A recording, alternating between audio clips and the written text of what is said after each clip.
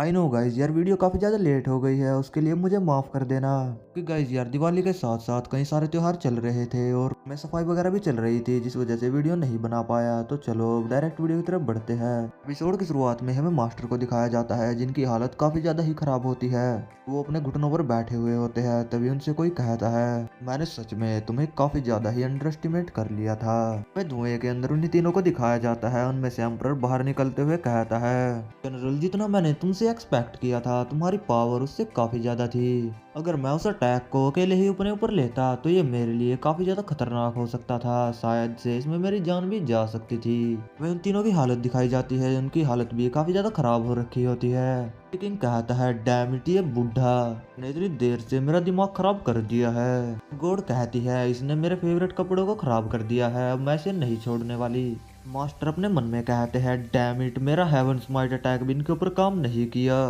फिर emperor master से कहता है, अब तुम्हारी स्ट्रेंथ खत्म हो गई है, तुम्हें अभी यहीं पर खत्म करने का समय आ गया है। ऐसा कहते हुए एम्परर अपने हाथ को मास्टर की तरफ बढ़ा रहा था। यहाँ से सीन शिफ्ट होता है, हमें हेजिन की तरफ का सीन दिखाया जाता है। हेजिन ने क्रूअल को एक पंच जड़ दिया होता है, जिस वजह से क्रूअल भी काफी ज्यादा दूर जाके गिरता है। हेजिन कहता है, चलो किसी तरह से मैं उसे एक पंच तो मार पाया।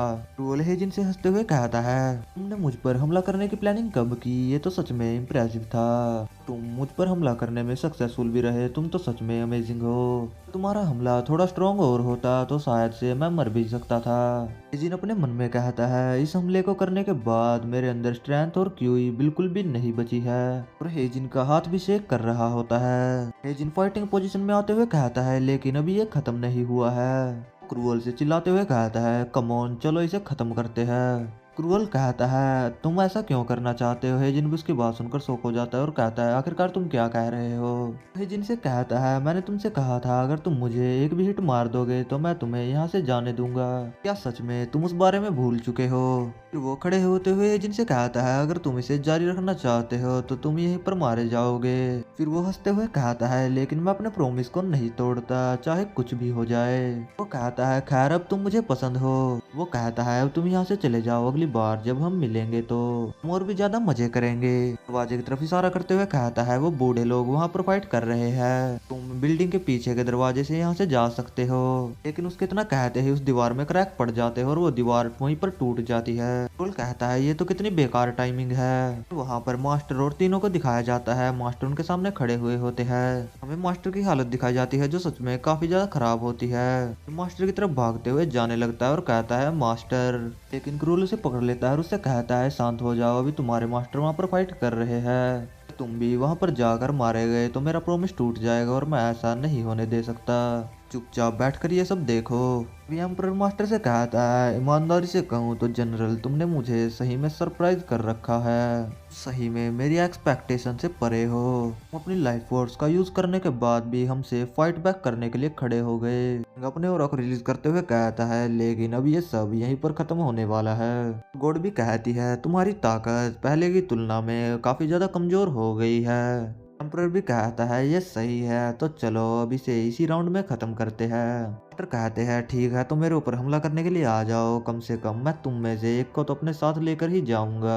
तीनों भी अपनी एनर्जी को रिलीज करते हुए मास्टर की तरफ अटैक करने के लिए बढ़ जाते हैं। लेकिन एम्परर की विल लुक देते हुए मास्टर पर अटैक किए बिना मास्टर की साइड से निकल जाता है। वो अपनी ड्रैगन फिस्ट को लेकर सीधे हेजन की तरफ बढ़ने लगता है। वो अटैक हेजन की तरफ बढ़ ही रहा होता है, लेकिन मास्टर बीच में आकर उस अटैक को अपने ऊपर ले लेते हैं, जिस वजह से वो अटैक मास्टर की कमर के आर पार निकल जाता है। एम्परर कहता है, जैसा कि मैंने सोचा था, इस बच्चे को बचाने के लिए तुम कुछ भी करोगे, मैं सही था। मास्टर को दिखाया जाता है, मास्टर के मुंह से ब्लड निकल रहा होता है। मास्टर अपने मन में कहते हैं, मेरी लाइफ सच में बेकार थी, लेकिन मरने से पहले कम से कम मैं ये तो कर ही सकता हूँ। ऐसा कहने के बाद में मास्टर हेजिन की तरफ देखते हैं। हेजिन के अंदर अपनी एनर्जी को डाल देते हैं। मास्टर अपने लास्ट वर्ड में हेजिन से कहते हैं, हेजिन जिंदा रहना।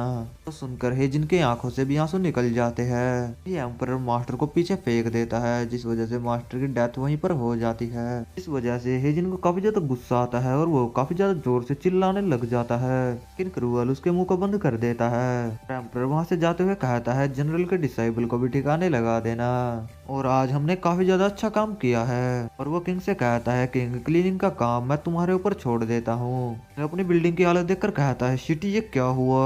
गॉड कहती है मैं इस एंडिंग से थोड़ी बहुत डिसअपॉइंट हुई हूँ। अरे मेरा काम पूरा हो गया है तो मैं भी यहाँ से चलती हूँ। ऐसा कहने के बाद में वो भी यहाँ से चली जाती है। ट्वेल हेजिन की बॉडी की तरफ देखते हुए कह रहा होता है खैर ये बहुत बुरा हुआ।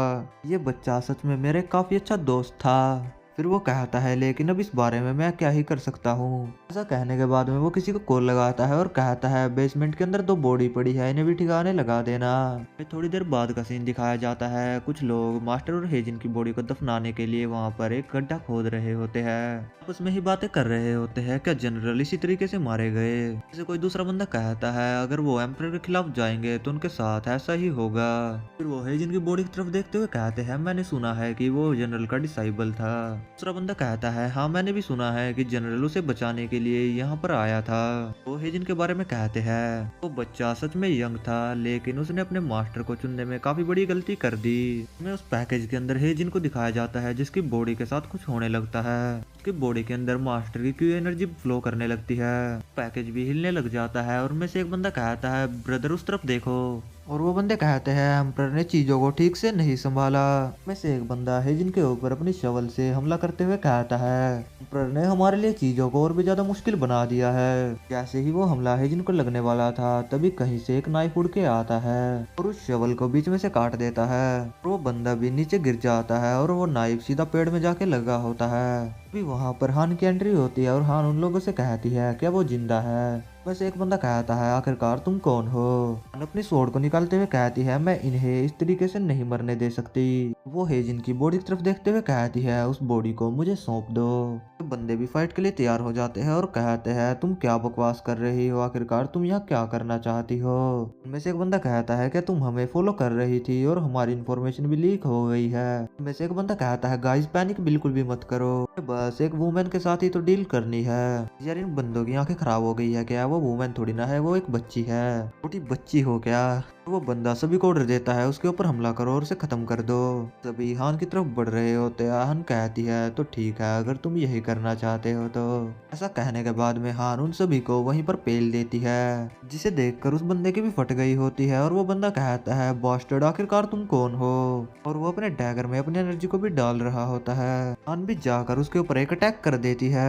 फिर हान अपनी वाटर स्ट्रीम स्वॉर्ड टेक्निक की 4th फॉर्म का यूज करती है और उस बंदे के ऊपर काफी सारे कट लगा के आगे बढ़ जाती है। फिर हान भाग कर हेजिन की बॉडी की तरफ जाती है और उस पैकेज को खोलती है जिनकी बॉडी में मास्टर की एनर्जी फ्लो कर रही होती है। हान हेजिन की तरफ देखते हुए अपने मन में कहती है सीरियसली इंजर्ड है लेकिन ये अभी भी जिंदा है। जनरल की इस टेक्निक की वजह से ही अभी तक जिंदा है। तो हेजिन की बॉडी को अपने कंधे पर उठा लेती है और कहती है सबके बारे में सोचने का समय नहीं है, मुझे पहले यहाँ से निकलना होगा। वो जनरल की बॉडी की तरफ देखते हुए कहती है अगर ये पॉसिबल होता तो मैं जनरल की बॉडी को भी यहाँ से ले जाती। तभी हान को पीछे से उसी बंदे की आवाज आती है जिसने अपने हेडक्वार्टर में कॉल कर दिया होता है। वो कॉल पर कहता है यहाँ पर इमरजेंसी हो गई है, जल्दी से यहाँ पर रीइंफोर्समेंट को भेजो। सामने वाला बंदा फोन पर कहता है आखिरकार वो कौन है जिसने तुम्हारे ऊपर हमला किया है। वो बंदा कहता है मुझे नहीं पता कि वो कौन है, लेकिन बंदा ये सब कहता ही है। तभी हान उसके फेस पे किक जड़ देती है। फिर हान कहती है डैम इट। जनरल की बॉडी की तरफ देखने लग जाती है। फिर वो जाते हुए कहती है मुझे माफ कर देना जनरल। मैं थोड़ी देर बाद हेजिन को दिखाया जाता है जिसे मास्टर के ही सपने आ रहे होते हैं। कैसे मास्टर की लड़ाई हुई थी उन लोगों से और कैसे मास्टर हेजिन को बचाते हुए मारे गए थे। तभी हेजिन भी चिल्लाते हुए उठ जाता है।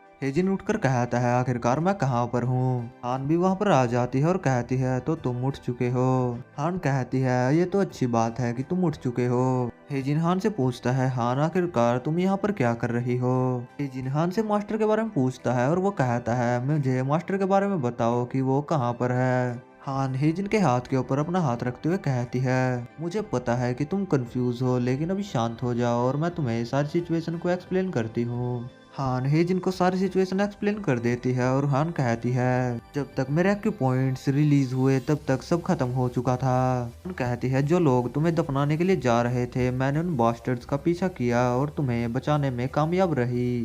अंत में मैं बस जनरल की बॉडी को देख ही सकी और जब मैंने तुम्हें देखा तो तुम्हारे अंदर जनरल क्यूई के थोड़े से ट्रेसेस थे। जनरल ने अपनी आखिरी क्यूई से तुम्हें बचाया है, तो तुम्हें उसे संभाल कर रखना चाहिए। फिर हान खड़े होते हुए कहती है जो कुछ भी हुआ उसके बारे में भूल जाओ और यहाँ से दूर चले जाओ। हान जाते हुए कहती है मार्शल आर्ट का यूज मत करना और चुपचाप रहना, और मैं तुम्हें एक नई पहचान भी दिला दूंगी। हेजिन उससे कहता है तुम्हारी मदद के लिए थैंक्स। हेजिन कहता है लेकिन मैं यहाँ से अब नहीं भागने वाला। और हेजिन उससे कहता है तुमने कहा कि तुम्हें अपनी फादर की डेथ का बदला लेना है, तो कैसा रहेगा कि तुम मुझे भी अपने साथ ज्वाइन कर लो। हान हेजिन के ऊपर चिल्लाते हुए उससे कहती है कि तुमने नहीं सुना जो मैंने अभी तुमसे कहा है।